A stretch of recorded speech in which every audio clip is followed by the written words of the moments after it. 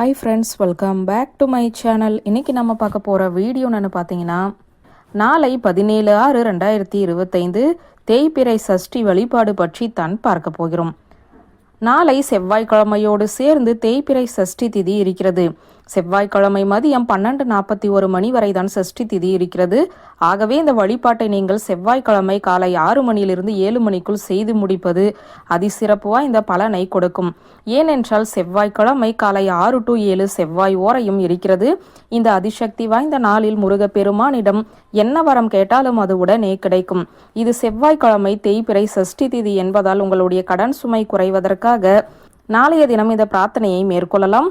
தீராத நோய் நொடிகள் உங்களை விட்டு விலக, தீராத கடன் சுமை விலக, எதிரி தொல்லை விலக, கண் திருஷ்டி விலக, இப்படி உங்களை விட்டு என்ன பிரச்சனைகள் எல்லாம் விலகி செல்ல வேண்டுமோ அதையெல்லாம் உங்களை விட்டு ஒதுக்கி வைக்க நாளைய நாள் வழிபாடு உங்களுக்கு கை கொடுக்கும். மனதிற்குள் இருக்கும் பொறாமை, அழுக்கு, கெட்ட புத்தி, வன்மம், பழி வாங்குவது அனைத்து குணங்களை வெளியில் துரத்தி அடிக்கவும் நாளைய தினம் முருகர் வழிபாடு உங்களுக்கு உதவி செய்யும். தீராத கடன் சுமையிலிருந்து வெளிவர நாளைய தினம் முருகப்பெருமானுக்கு எந்த பழத்தை நெய்வேத்தியமாக வைக்க வேண்டும்? முருகப்பெருமானுக்கு ரொம்ப பிடித்த பழம் என்றால் அது நாவல் பழம். இது நாவல் பழ சீசன். கட்டாயம் நம் வீட்டு பக்கத்தில் இருக்கும் பழக்கடைகளில் இந்த பழம் கிடைக்கும். இன்று இரவே இந்த நாவல் பழத்தை கொஞ்சம் வாங்கி வைத்துக் கொள்ளுங்கள்.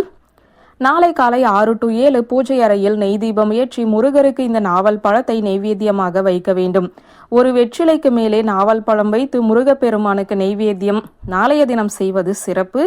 நாளை வெற்றிலை மீது நாவல் பழத்தை வைத்து முருகனிடம் வேண்டிக் கொண்டால் நிச்சயம் உங்களுடைய வேண்டுதல் கூடிய விரைவிலேயே பலிக்கும். முயற்சி செய்து பாருங்கள். ஒரு மஞ்சள் துணியில் ஒரு கைப்பிடி கல்லுப்பு, 6 மிளகு வைத்து முடிச்சு போட்டு கொள்ளுங்கள். இந்த கல்லுப்பு முடிச்சை கையில் வைத்து கொண்டு, என்னுடைய கடனும் கஷ்டமும் இந்த கல்லுப்பு கரைவது போல கரைந்து போக வேண்டும் முருகா, அதற்கு நீயே துணையாக நிற்க வேண்டும் என்று சொல்லி அந்த கல்லுப்பு முடிச்சை முருகர் பாதத்தில் வைத்துவிட்டு தீபதூப ஆராதனைகளை காண்பித்து உங்கள் வழிபாட்டை நிறைவு செய்து கொள்ளுங்கள். பூஜையை நிறைவு செய்துவிட்டு நாவல் பழத்தை பிரசாதமாக வீட்டில் இருப்பவர்கள் சாப்பிடலாம். அடுத்து செவ்வாய்க்கிழமை வரை அந்த கல்லுப்பு பூஜை அறையிலேயே இருக்கட்டும்.